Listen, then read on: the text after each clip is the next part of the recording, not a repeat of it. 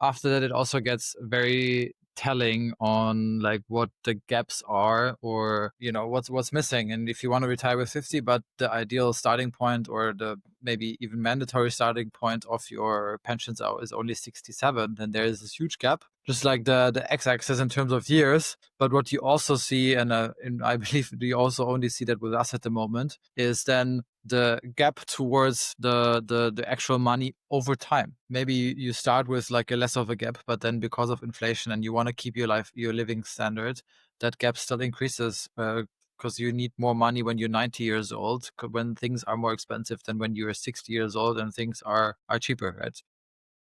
But that brings us to the portfolio planner. And that's a planner that's also very important for people who have existing portfolios or who want to build one. I think it's equally important because let's say you have like 50, 100 or 200K in, I don't know, some brokerage account, and it's invested in ETFs or stocks or bonds or anything like that, crypto.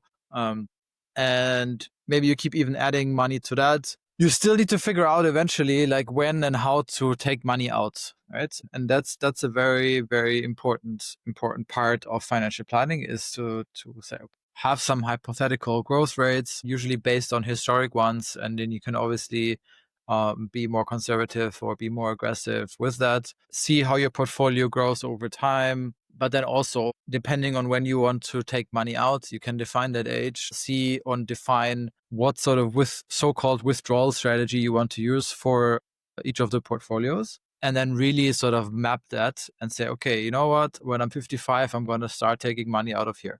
When I'm 60, I'm going to start taking money out of here. And you can use different strategies, like either you just take the same amount out every year, or you like have models where you go a little bit more with the market, which is a bit more like percentage-based approaches.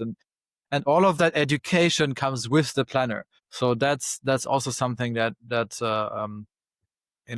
we really built into these planners, is that you understand what's happening and not get a chart at the end and think like, okay, that looks cool, but how am I going to do this, right?